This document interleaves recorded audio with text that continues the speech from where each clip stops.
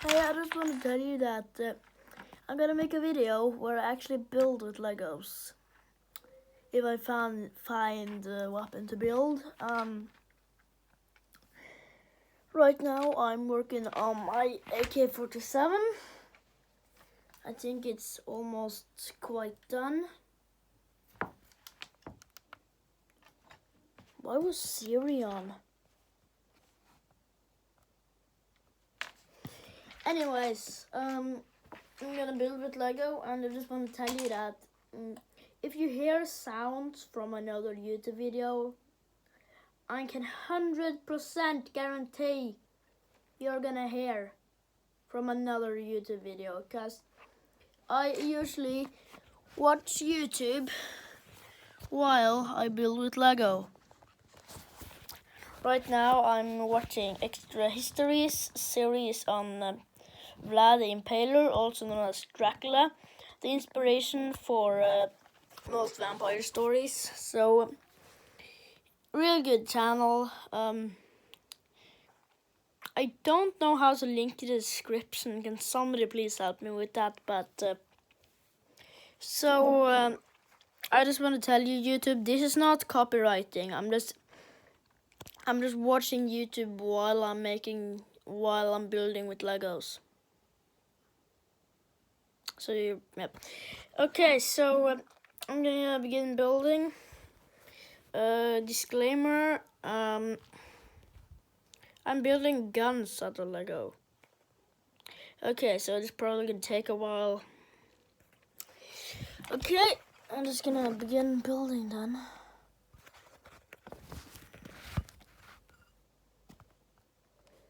Now, many early books and pamphlets printed in Europe essentially functioned as political and religious propaganda. And after his massacres of Saxons in Brajov, Saxon printers made Vlad a favorite villain in their printings. Meaning, as Vlad cooled his heels as a captive in Hungary, he was becoming internationally famous for cruelty and butchery. A portrayal that only escalated after his death. Now, it's important to note that many of these stories printed about Vlad were exaggerated and a bunch likely not true at all. In fact, we've been very careful to not draw on them too much as sources, and label said sources appropriately in the rare times that we do. Because while this genre of writing was originally intended to smear one's enemies, it also became a sort of early horror literature. Even as far back as the 15th and 16th centuries, the general rule for publications was, if it bleeds, it leads. Meaning, stories of blood and guts sold well, particularly if they came along with gruesome woodblock prints. Even ostensibly serious religious books, like the 1563 publication Fox's Book of Martyrs, for instance, would get spiced up with lurid scenes of Protestants getting tortured or burned at the stake. Also, Catholic art and publications had a similar fascination with violent imagery, and the existing stories about Vlad served as a perfect jumping-off point for German authors to create stories about him doing, well, basically any twisted thing they could imagine. The Ottomans, similarly, were happy to preserve stories about Vlad's awfulness, since it justified removing him, and made Hungary look bad for supporting him. Early biographers also played a part in this mythologizing, though sometimes to Vlad's benefit. For example, a Greek biographer who appreciated Vlad's years fighting the Ottoman Empire while acknowledging Vlad's cruelty also went out of his way to try and discredit Radu. This included claims that Radu converted to Islam, which is debatable, and that he and Mehmed were actually a gay couple, a portrayal historians also find suspect since it only exists in one very anti-Ottoman source. But before you come at us, all you Mehmed Radu stans, we're not saying this wasn't a thing, just that it's not totally established fact. Ooh, but you know what is a fact? Until this very series, Rob didn't know that people actually shipped historical figures. But now he can't unknow it. Anyway, one important thing to consider is that despite all of the things said about Vlad, he was never, in any sense, accused of being a vampire. That was the work of Irish writer Bram Stoker, who ran across accounts of Vlad as he prepared to write a vampire novel that would marry Romanian folklore with 19th century technology and medical knowledge. Now, exactly how much inspiration Stoker took from Vlad has been hotly debated among historians. There are those who argue that he did extensive research on Romania, its folklore, and its history. Libraries he used have discovered margin notes in books on the subjects, and Jonathan Harker's journey into the Carpathian Mountains is broadly correct in its descriptions of routes, terrain, and even some local beliefs. Also in the novel, Stoker's Dracula even Smooth. talks about raiding across the Danube and fighting the Ottomans in his life. But then the discovery of Stoker's notes in the 1970s turned a lot of these theories on their heads. Now, historians generally agree that Stoker knew little of Romania and essentially copied Harker's route and descriptions of the countryside from a 19th century travel guide. His descriptions of Dracula don't match Vlad at all, and he drew upon previous English vampire novels as much as Romanian folklore. His notes, in fact, don't even contain the name Vlad III. They do, however, seem very excited about the fact that several princes were from a family line called Dracula. So excited, in fact, that in his notes he actually scrawled, Dracula in Wallachian means devil, with Dracula and devil in all caps. In other words, he probably just liked the name, but didn't Jag var really know lite what it stilla, jag driver och lagar en video. Första videon kunde bli. Sorry my brother. Why? Vadå kan jag dö? Why? Jo men gör det, virkesmiljö. Technology. Sorry my little brother. Anyways, I'm just gonna keep on. which actually was understandable, because by the 19th century, the word for devil and dragon had become interchangeable in Romanian. Plus, the local folklore of the time had forgotten the Order of the Dragon connection, claiming that Vlad was called Dracula for his cruelty. But even though his knowledge on the references he drew from and translation of the name of its title character is flawed, let's also try to remember that Stoker originally named his vampire Count Wampir and titled the book simply The Undead. I know, Zoe, I wouldn't watch Christopher Lee in that either. So that's how the outside world knew Vlad the Impaler. From Stoker's moderately successful novel, to blockbuster play, television and film adaptations, to Halloween costumes, games, and a whole tourism industry in Romania centered around Dracula's castle. A castle that Vlad probably never visited, and that Bram Stoker never saw. But don't let that stop you from going, actually, because it's still a pretty freaking cool castle. But that international fame is only half the story. Because while everyone outside Romania Yeah, it's saw really Vlad as smooth from either the a stock and psychopath up or to here. blood-drinking Victorian monster, Romania If I make it itself smooth had its on own top, view. I To can't speak very aim. broadly, in the century So that's after why I'm Vlad's not death, gonna do Wallachia that. and Moldavia became Ottoman tributary states, whereas Transylvania remained independent for 2 centuries before falling under the Austro-Hungarian Empire. At times, between 2 and 3 of the kingdoms shared the same monarch, drawing them closer together. Then by the 19th century, the 3 had enough of a shared sense of identity that they launched a series of simultaneous rebellions with the goal of independence. Finally, in 1878, in the aftermath of the Russo-Turkish War, Wallachia and Moldavia united to form Romania and later added Transylvania after World War I. And a core component of 19th century nationalism was drawing historical heroes out from history.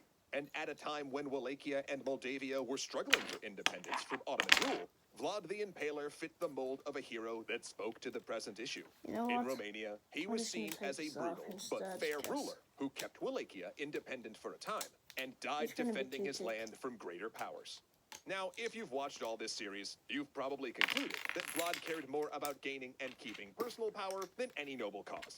But as is often the case with nationalistic heroes, this was ignored in favor of a story that fit more Smooth neatly with here 19th on the century trigger Romanian guard. politics. The image of Smooth on Vlad the as an bolt independence fighter, handle. doing what had to be done to Doing keep it his better. kingdom independent from the Ottomans, just felt true at the time, and turned Vlad into a national symbol. Though to be fair, even though Vlad remains a celebrated figure in modern Romania, many Romanians continue to debate over whether the country should really be proud of him. Who'da thunk it? This stuff's complicated. But all of these disparate opinions of Vlad's story only serve to make it more interesting.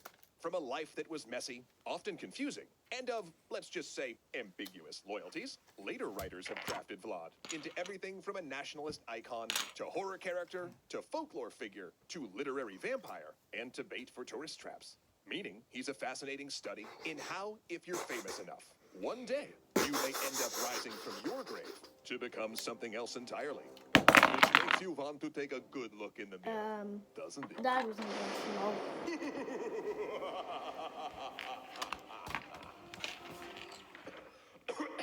Excuse me.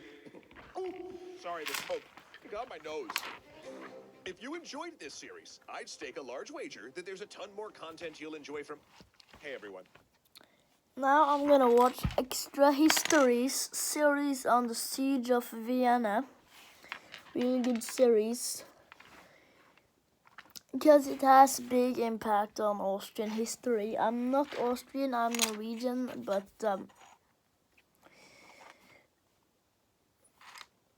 I really like history, especially in the areas around Scandinavia, especially European history.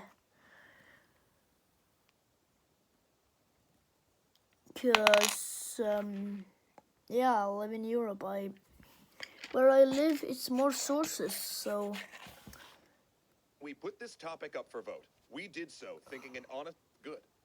We've included links to your neighbors and okay, I'm gonna keep on building. July 7th, 1683. Emperor Leopold heard mass that morning, continuing his normal schedule as if enemy troops were not loose in his country. The head of the Holy Roman Empire and defender of the faith may have been bookish, but he was also calm in a crisis. A courier arrives. News from the field. The Turks have broken out, dust from their march rising in great columns. Tartar horsemen are ravaging the only troops blocking the advance. An Ottoman army is headed for Vienna. Leopold can't stay. His sons are both below the age of 5, his wife pregnant, and his closest heir, the King of Spain, lies on his deathbed. He makes the sensible decision to run. So that evening, a convoy of fine carriages pulls out of Vienna. Over 100,000 Ottoman troops are heading for the city, but only 15,000 men defend its walls. They have only 6 days to prepare. How long can they hold? But this siege began as an idea in Istanbul over a year before. Mehmed IV was a student of history. Like Leopold, he loved nothing more than spending his days in the palace library, poring over accounts and records of the empire. It helped him understand his country's history and where he stood in it. He'd read how in 1453, his predecessor, Mehmed II, had conquered Constantinople, the great city of Istanbul, where he now ruled. When his ancestors did that, they had become the inheritors of the Roman Empire by right of conquest. Among his other titles, Mehmed was Caesar of Rome. But a year before that conquest, an Austrian duke of the Habsburg line rallied enough support from the elector counts to get crowned as Holy Roman Emperor. There couldn't be two heirs of Rome, and to the Ottomans, these German kings were pretenders. Mehmed knew that since then, the Ottomans and the Habsburgs had battled for supremacy, expanding towards each other as the Kingdom of Hungary, which separated them, fell apart. Now that land was a mixed frontier of Ottoman and Habsburg forts, as much Western Asia as it was Eastern Europe. Mehmed read how his predecessors had made great gains there, and he had too. Indeed, the empire was at its greatest extent ever. In 1529, his ancestor Suleiman had even besieged the Habsburg capital of Vienna, and he would have taken it too, if not for an early winter. And though he had been a good custodian of the state, Mehmed knew his accomplishments didn't measure up to those storied ancestors. To truly live in history, he would have to do more than take further bites out of Ukraine. But Mehmed's Grand Vizier, Kara Mustafa Pasha, had an audacious plan. He too had something to prove. His family had served as viziers to the Ottoman sultans for a quarter century, and had helped the empire reach its current height. But Kara Mustafa was also adopted, and perhaps felt a need to prove himself worthy of his family legacy. So, he proposed that they outdo the Sultan's namesake. The great Mehmed II had plucked the red apple of Constantinople, but they would finally pick the golden apple, the place that had evaded even the Sultan's illustrious ancestors, Vienna. It was a bold plan, one that would humiliate the Habsburgs, seize their trade routes, and create a bastion to secure their territory in the Balkans, Hungary, and Ukraine. And though it was true that the city was a long way off, at the farthest limits of the empire's striking distance, the prospect wasn't ludicrous. In fact, 1682 was the best time in a century to take Vienna. See, for the last 2 decades, the empires had been at peace, and Leopold had used that period of calm to refocus his military on guarding his western borders from French encroachment. The eastern sector was neglected, and Ottoman spies reported that more modern earthworks around Vienna crumbled from inattention. The city's stone wall was still medieval, its blocks held together by gravity rather than mortar, meaning the city's defense was akin to sort of a giant Jenga tower. Ottoman artillery only had to knock some blocks out, and the whole thing would come tumbling down. Heck, it sounds like Zoe could do that job if she was bored enough. I got a Sorry, back to- silencer. In addition, the deeply I Catholic don't think Habsburgs' it could brutal fit, oppression of but I Protestants like had the idea unsettled of their rule in Hungary. The having a Ottomans had long silencer on experience an backing AK, so I Protestant made that unrest, too. and some on the frontier even considered the Muslim Empire a more tolerant ruler than the Catholic Habsburgs. So if they marched on Vienna, Protestants would rally to their aid. So in January of 1682, Kara Mustafa formally declared war on the Holy Roman Empire. Austrian diplomats watched as two janissaries planted horsehair standards outside the palace in Istanbul. It was an old tradition, one that recalled the Ottomans' origins as nomadic horse tribesmen migrating out of Central Asia. Because while Islamic, the Ottoman Turks had retained their distinct culture. And for centuries, this gesture meant to prepare for war. But in Vienna, Leopold and his ministers dismissed these reports. The real threat, they reasoned, was France. The Ottomans were planning some kind of frontier incursion, probably to take a few forts, or at most, cutting north to hit the Polish-Lithuanian Commonwealth. Meanwhile, the Ottoman army gathered. The corps came first. Elite horseback archers, levies from North Africa, Arabia, Egypt, and Anatolia. Huge artillery pieces, a baggage train of camels, siege engineers, adept at tunneling below enemy walls and bringing them down with gunpowder charges. And the famous Janissaries. Elite assault troops drilled with swords and heavy-bore muskets, each carrying a bag of grenades, spheres of glass or clay encasing handfuls of powder. Once, long ago, Janissaries had been Christian children taken as a tithe, converted, and indoctrinated as soldiers. But now, they were a privileged class, and families jockeyed to place their sons in their ranks. Each unit was a sworn brotherhood. Every man marked with a tattoo giving his serial number and unit designation. As the army marched out of the capital, the Janissaries' supreme commander, the man whose tattoo was a simple number 1, traveled with them, the Sultan himself. Now, in the European imagination, Ottoman soldiers were a savage horde. But in truth, this army was organized down to the smallest detail. Every squad had a sleeping tent and a cooking pot.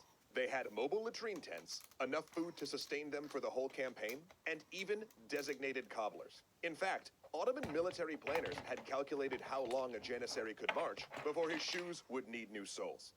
Talk about crossing I's and dotting T's, both of which are not in the word shoes. Let's move on. As they moved into the frontier, Protestant levies joined them. Their numbers... I'll be back.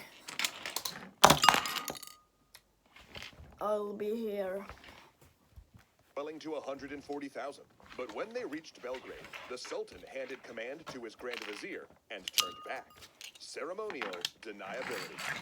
If Kara Mustafa succeeded, the Sultan would take credit. But if he failed, the blame would be his alone. And it was only then, at the end of March 1683, that the Grand Vizier informed his officers of their target and sent a final declaration of war to Vienna. When the message arrived, Leopold realized he'd lost time dismissing the Ottoman threat. He dispatched diplomats to Jan III Sobieski, the King of Poland and the Grand Duke of Lithuania, proposing a mutual defense pact. The 54-year-old king, elected to the throne on the strength of his military record, readily agreed. Should the Turks attack Krakow, Vienna would send aid. And, vice versa, not that they would ever dare. Still thinking Poland was the target, the emperor appointed his brother-in-law, Charles, Duke of Lorraine, as head of his army. Though an aristocrat, Charles was an experienced military officer, but also an eccentric one. He dressed in high fashion, but let his clothes wear out until they were stained and torn. His wig literally rotted off his head, but he was also infamously durable. In his career, he'd survived head wounds, smallpox, and a nosedive off a bridge. To command Vienna's garrison, Leopold picked Count Ernst von Stachenberg, a man with an unremarkable military record, but a steely disposition that might come in handy. Yet the most important defender was not a duke or count, but a fabulously expensive mercenary. George Rimpler was a German military engineer who'd written a treatise on boat design. He'd also faced the Ottomans before and knew their siege capabilities. For months, Rimpler worked day and night to modernize Vienna's crumbling outer earthworks, ditches, and ravelins. Triangular platforms meant to funnel attackers into kill zones. Rimpler sunk pointed stakes into the earthworks to create fences and fighting platforms. And though simple, when wrecked by cannonballs or mines, these wooden palisades turned into debris fields that slowed or halted attacking infantry. Stone, by contrast, collapsed into easily scalable piles. And then came July 7th, the day, too late, far too late, that Leopold realized Vienna was the target. Panic gripped the district. The city's nobles fled along with the emperor. 60,000 of the city's What wealthy took about to the this road, mag? replaced by refugees from the countryside. Rimpler and tried. Stachenberg madly tried to finish the defenses, torching That the did city's not work outskirts well. to clear a field of fire.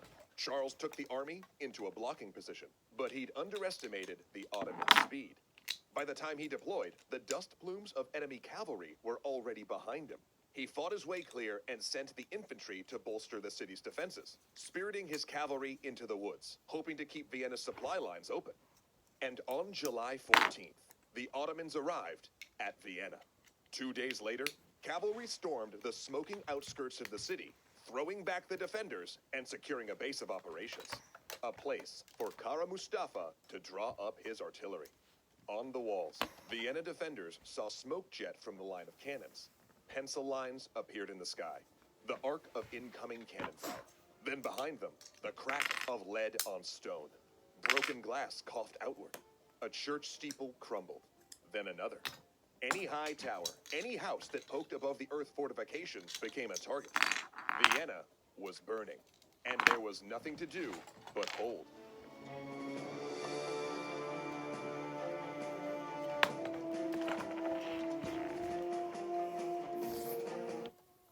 July 25th, Vienna. The Ottoman engineers work in the dark, chipping away at the stony soil with pickaxes and judging distance with twine. 20 feet above, at surface level, other engineers are creating trench works, throwing boards on top for a roof, and heaping them with earth so that the soldiers can approach the enemy defenses under cover. They're also setting up sandbag positions for the artillery. But down here, there's only cold earth and the toneless music of tools on stone. When the men emerge to rest, the sun makes them squint. Finally, their officer measures the distance and nods, directly beneath the enemy. The men pile bags of gunpowder at the end of a tunnel and lay a long fuse. An engineer then touches a candle to the fuse, blows on it, and waits patiently. Once it glows, he begins to run.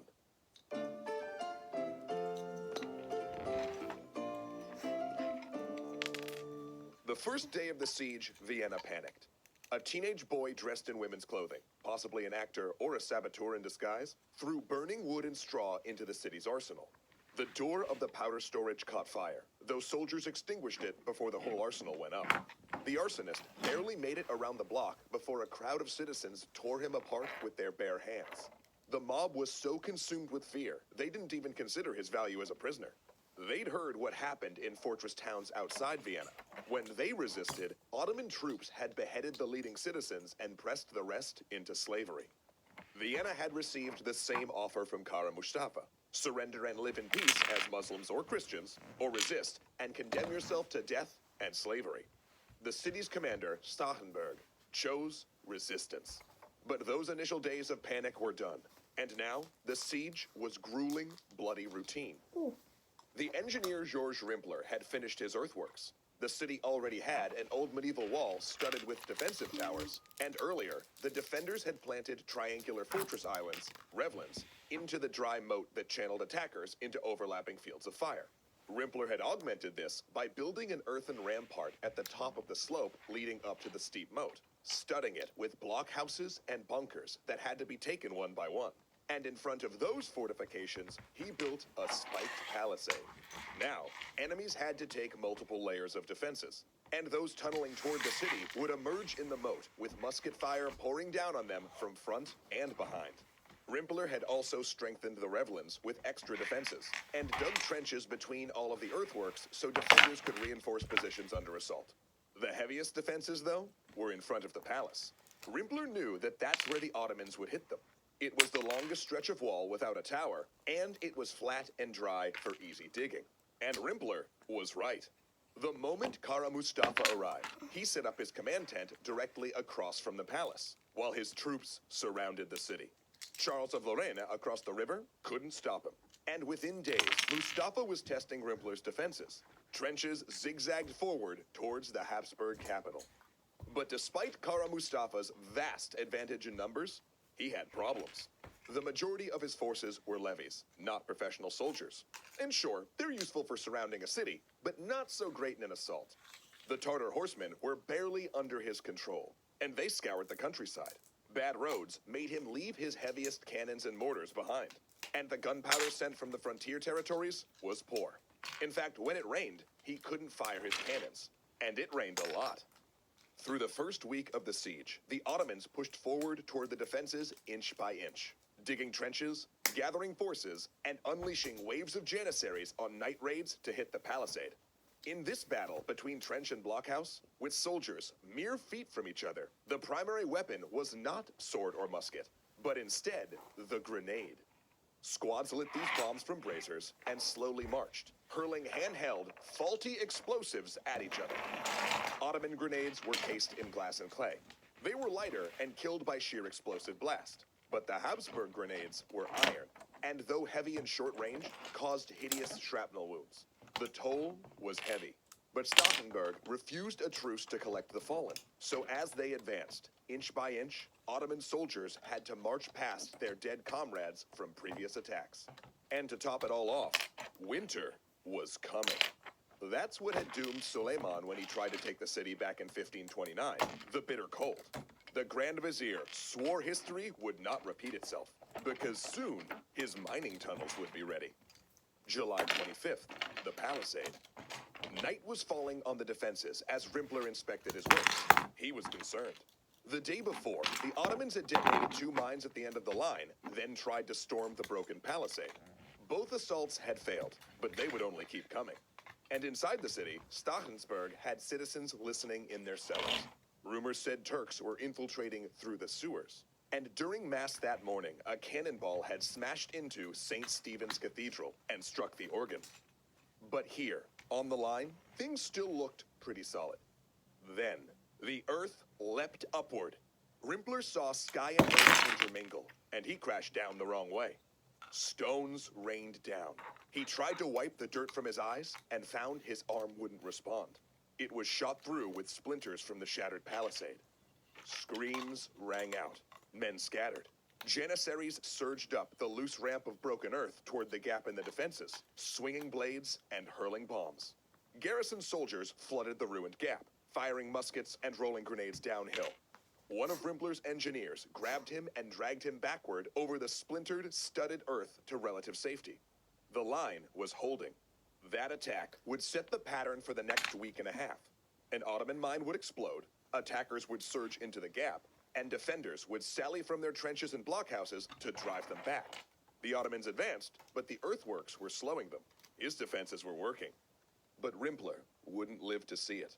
He died in one of the city's makeshift hospitals. The man who had done the most to defend Vienna would receive none of the credit. Yet by that time, Vienna's garrison... I'll be back. I'll hopefully be back.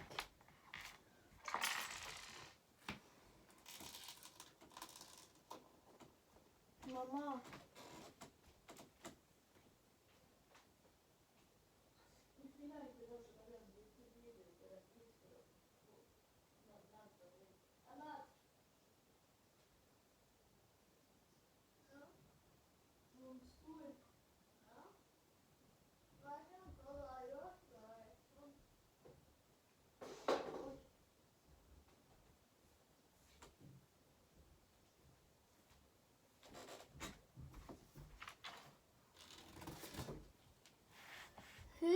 Yeah.